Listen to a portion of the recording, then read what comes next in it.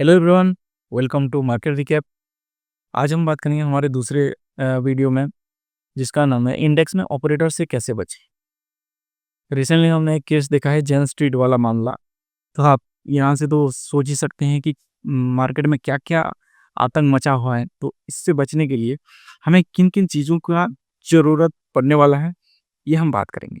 अच्छा, ऑपरेटर से बचने से पहले हम ऑपरेटर कहते किसे हैं, ये तो पहले जान लेते हैं कि ऑपरेटर है कौन। ऑपरेटर यानी कि स्मार्ट मनी। ऑपरेटर वो लोग हैं जो मार्केट में बड़े कैपिटल के साथ आते हैं, ठीक है। वो मैनिपुलेशन कर रहे हैं या कर सकते हैं या कर रहे थे, ये आपके ऊपर है, ठीक है। तो इनके पास वो कैपेबिलिटी है कि मार्केट को हिला सके, ऐसा आप समझ लीजिए, ठीक है। ज़्यादातर ये लो वॉल्यूम स्टॉक्स या शॉर्ट टर्म मूवमेंट में वो काम करते हैं, ठीक है जी। तो आप समझ गए कि स्मार्ट मनी या ऑपरेटर हम किसे कहेंगे, जिनके पास ज़्यादा कैपिटल है और जो मार्केट को हिला सकता है, ठीक है। तो इनसे बचने के लिए हम क्या-क्या जो स्ट्रेटेजी है यूज़ कर सकते हैं। पहला है प्राइस एक्शन और वॉल्यूम को समझो। कैसे समझो भाई? सडनली स्पाइक या शार्प फॉल बिना किसी न्यूज़ के सस्पिशियस होता है, तो यहाँ डाउट होना बनता है। एग्जाम्पल के तौर पे ये देखो, ठीक है जी। प्राइस ऊपर जा रहा है, वॉल्यूम साथ नहीं दे रहा है। False breakout, reason result market नीचे आ गया, ठीक है। वॉल्यूम ज़्यादा बढ़ने पर ही एंट्री लो, ठीक है। कहाँ पर? ये देखो, कम वॉल्यूम वाले मूवमेंट में फंसना थोड़ा लाजमी है, तो इस चीज़ का ध्यान रखो। दूसरा आता है टेक्निकल लेवल का रेस्पेक्ट करो। कैसे? टेक्निकल लेवल कोई भी हो सकता है। इंडेक्स में कर रहे हो तो इंडेक्स का, या स्टॉक में कर रहे हो तो उसी का। चार्ट में हम देखना हायर टाइम फ्रेम पे देखेंगे तो बेस्ट रहेगा। उसका सपोर्ट या रेजिस्टेंस, जैसे ये रेजिस्टेंस हो गया, ये सपोर्ट हो गया। ट्रेंड लाइन, मान लीजिए ये ऊपर की तरफ जा रहा है तो ये हो गया इसका ट्रेंड लाइन, ठीक। किसी भी तरह का हो सकता है। मूविंग एवरेज, जैसे ये लगा हुआ है 20, 50 या 200 का जो मूविंग एवरेज, इन सब का ध्यान रखिए। इनका जो ब्रेकआउट है, मेजरली फॉल्स ब्रेकआउट होने की चांसेस ज़्यादा रहते हैं। स्मार्ट मनी की, अगर स्मार्ट मनी इसमें आपको फंसाना चाहता है तो वो फॉल्स ब्रेकआउट के थ्रू फंसाएगा। तो इस चीज़ का कंफर्मेशन करें कि जो ब्रेकआउट है वो जेन्युइन है। कैसे कंफर्म करेंगे? वॉल्यूम, प्राइस और वॉल्यूम को देख के। तीसरा है, ये देखिए, फॉल्स ब्रेकआउट से कैसे बचे। तीसरा पॉइंट भी हमारा इसी के ऊपर है, ठीक है। 5 मिनट या 15 मिनट कैंडल का प्रॉपर क्लोजिंग कंफर्मेशन लेना बहुत जरूरी है, नहीं तो आप फंस सकते हैं, ठीक है। ब्रेकआउट के बाद अगर वॉल्यूम सपोर्ट नहीं कर रहा है, ब्रेकआउट के बाद अगर वॉल्यूम सपोर्ट नहीं कर रहा है, जैसे यहाँ सपोर्ट किया, ब्रेकआउट दिया, प्राइस कितना बढ़िया मूव किया है, वॉल्यूम ने अच्छा सपोर्ट दिया, प्राइस ऊपर की तरफ गया, ठीक है। तो वो फेक ब्रेकआउट हो सकता है। जैसे यहाँ पर देखिए, यहाँ पर चार्ट नहीं दिख रहा है, मान लीजिए ये ब्रेकआउट है, तो ब्रेकआउट करने के बाद अगर वॉल्यूम सपोर्ट नहीं दे रहा है तो ये ब्रेकआउट फेल माना जा सकता है। तीसरा हमारा तीसरा हमारा जो पॉइंट है वो है फेक ब्रेकआउट से बचो।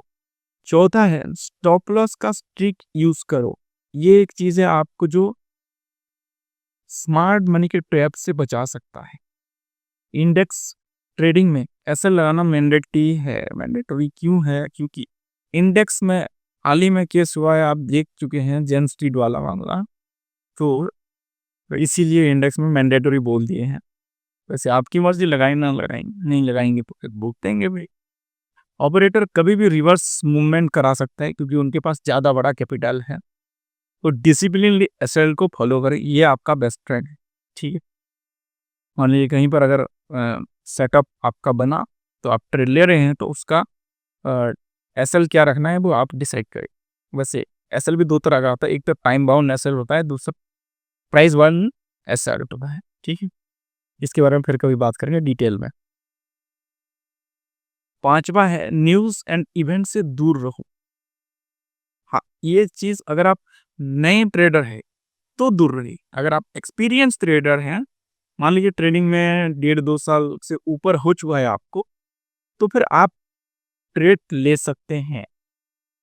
आज जैसे कि RBI policy, Fed decision, election, budget, इन पीरियड में क्या होता है कि हायर वोलेटिलिटी देखने को मिलता है स्टॉक्स में, इंडेक्स में। तो जो स्मार्ट मनी है वो इन्हीं इवेंट के आसपास वो ज़्यादा एक्टिव रहते हैं, क्योंकि इसमें वोलेटिलिटी बहुत ज़्यादा होता है, पैसा अच्छा बन सकता है। इसके अगेंस्ट पैसा अच्छा गवा भी सकते हो, तो इन्हीं रूल्स का ध्यान रखा करें।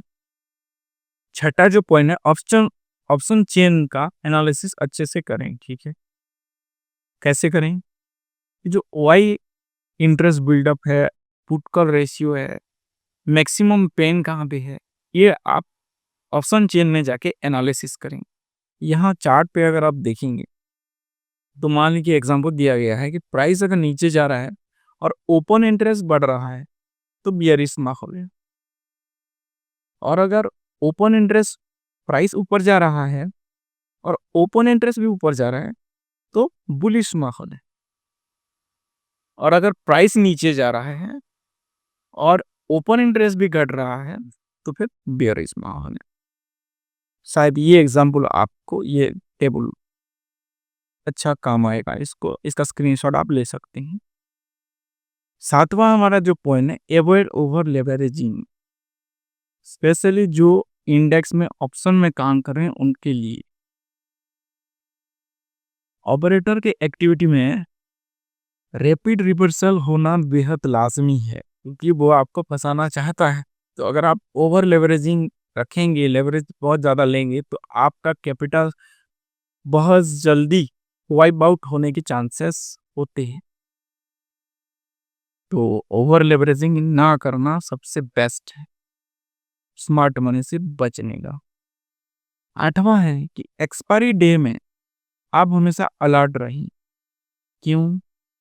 थर्सडे हो, थर्सडे के एक्सपायरी के दिन ऑपरेटर एक्टिविटी पीक, खाली सिर्फ थर्सडे नहीं है। जैसे सेंसेक्स का एक्सपायरी हो गया, निफ्टी का हो गया, या जो मंथली एक्सपायरी आती है उसमें, या फ्यूचर में अगर एक्सपायरी चेंज होते हैं तब भी इन्हीं एक्सपायरी पे आप हमेशा अलर्ट मोड पर रहिए, क्योंकि इन्हीं के दिन सबसे ज़्यादा स्मार्ट मनी का एक्टिविटी देखने को मिलता है। हमेशा एग्रेसिव ट्रेड को अवॉइड करें विदाउट एनी एनालिसिस। अगर आपका एनालिसिस है और आपके पास एक्सपीरियंस भी है, तब आप एक्सपायरी के दिन अच्छे से ट्रेड कर सकते हैं। तो ये थे कुछ पॉइंट्स जिसके बदौलत हम स्मार्ट मनी के ट्रैप या ऑपरेटर के ट्रैप से बच सकते।